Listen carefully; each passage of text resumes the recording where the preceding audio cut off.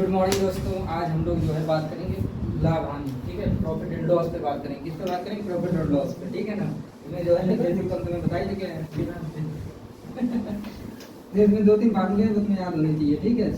CP एक तो CP होता है, एक एसपी होता है और एक प्रॉफिट होता है, एक लॉस होता है। ये बातें तुम्हें मालूम होना चाहिए, ठीक। अगर मान लो कोई भी चीज 100 की खरीद रहे हो, ठीक, सही है ना, और 10% अगर उस पर प्रॉफिट हो तो 10 रुपया प्रॉफिट हुई है 100 पे, नहीं हुई है, तो उसका एसपी निकल आएगा, नहीं निकल आएगा, ठीक है ना। मतलब अगर जे हमने किसी भी वस्तु का सीपी 100 मान लिया, ठीक है ना, ठीक है, उस पर प्रॉफिट हुआ 10%, तो एसपी निकल आएगा जो प्रॉफिट हुआ, ठीक, 10%, क्लियर है। तो एसपी कितना निकली है बोलिए जरा, इतनी बात समझ में आई। तो ये चीज है बेसिक है, तो मालूम होना चाहिए। आप समझो एक सवाल, एक घोड़े को 20,000 रुपए में बेचने पर 25% का लाभ होता है, ठीक। यदि उसे 40% लाभ पर बेचा जाता तो घोड़ा कितने रुपए में बिकता? क्लियर है, ये सवाल।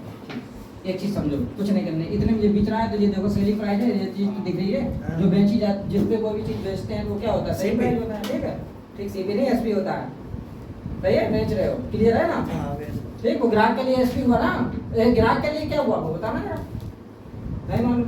ये बात तो है, जो छोटी छोटी चीजें तुम्हें सीखनी है, ठीक है।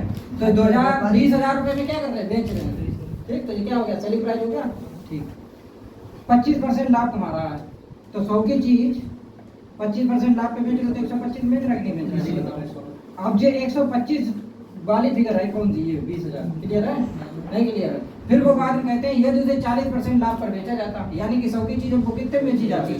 40, मतलब 40% लाभ तो 140 हो गया, तो ये वाली फिगर पूछी है, क्लियर है, नहीं क्लियर है। तो ये 125 की फिगर थी, 125 बराबर कितना? बात तो समझो ध्यान से, तो 125 बराबर कितना? 20,000, क्लियर है, 20,000, नहीं क्लियर है। तो एक बराबर कितना?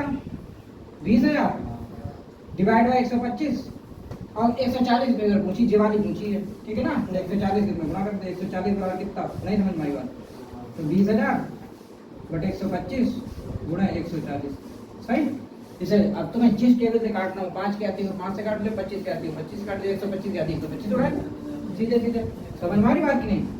काट दे इसे, 25 पंजे 125, 25 अट्ठे 200, डबल जीरो बचा, 5 से कट गया, 16 पंजे 80, 1 जीरो, ठीक है ना, नहीं क्लियर है।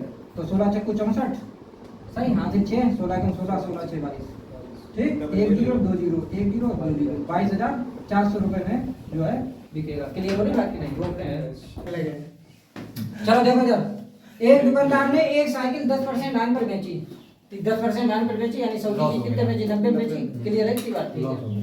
वह साइकिल को कितने रुपए में बेचता है? उसे 19% की हानि होती है, यानी 81% वाली फिगर चाहिए। अब तो बात समझ में आने लगी कि नहीं? ठीक है, ठीक। तो जो समझो, जो चीज दी जाए 10% हानि पर बेची, जो आगे दी है ये बात, ठीक है।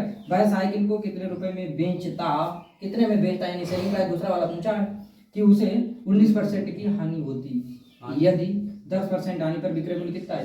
तो 100 की चीज 90 में बेची है, तो 90 में बेची, तुम्हारे हिसाब से देखो 90 में बेची, उनके साथ कितने में बेची? 1200 में, क्लियर है नहीं क्लियर है।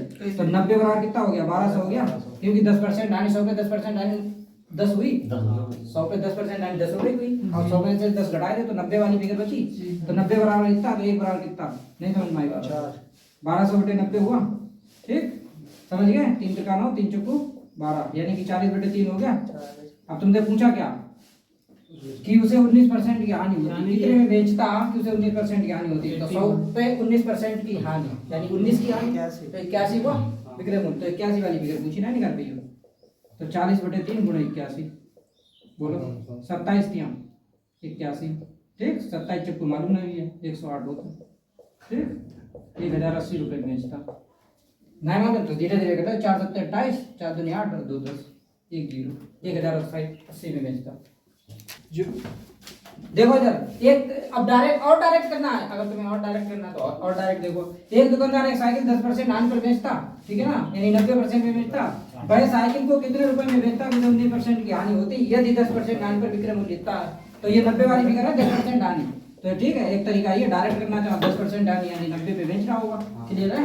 अब फिर उसने कितना पे 19% की हानि होती, कितने में बेचता? 19 की हानि होती, यानी 100 पे 19% की हानि होती, तो 81 वाली फिगर चाहिए, ठीक। तो इसे डायरेक्ट कर सकते हो, 9 से ही कट गया 9 बार, 12 9 108, ठीक है, 1080 रुपये में, क्लियर है। देखो इधर राम ने एक साइकिल 1000 रुपए में खरीदी, पहली बात तो 1000 में खरीदी है, ठीक है। फिर 20% दाम लेकर बेच दिया, यानी 100 की चीज 120 में बेच दी, ठीक है। फिर उसे श्याम को बेच दिया, क्लियर, ठीक है। फिर श्याम ने क्या किया, 10% घाटा सह करके उसे किसी थर्ड पर्सन को बेच दिया, यानी मोहन को बेच दिया, क्लियर है ना। तो बताइए कि मोहन ने साइकिल कितने रुपए में खरीदी थी, ठीक है ना, ये तो है। तो देखो 1000 रुपए था, तुम्हें कुछ नहीं करना है, जो भी है प्राइस उस पे क्या करो 20% का लाभ, तो 100 की चीज 120 में बेची हुई है, लाभ होगा तो जुड़ेगा ना 100 में, सीधी सी बात, ध्यान, क्लियर है। परसेंट के चिन्ह हटा तो 100 से भाग गए थे, ध्यान रखो, क्लियर है। फिर क्या किया उसने, किसी और को, मतलब किसको, श्याम को। श्याम ने क्या किया, पहले श्याम ने खरीदी, फिर श्याम ने 10% घाटा खा के, तो 100 की चीज 10% घाटा में बेची, तो 90 में बेची हुई है, क्लियर है। तो यानी कि 90 में बेची होगी, ठीक है। तो 90% इसका निकाल दो, बेच दिया। बताइए मोहन ने साइकिल कितने रुपए में खरीदी, इसका कैलकुलेशन कर लो, आ जाएगा आंसर, समझ गए, ठीक नहीं। 1 2 1 2, इससे ये खत्म और इससे ये खत्म, ठीक है। 12 निम्मा 108, क्लियर है।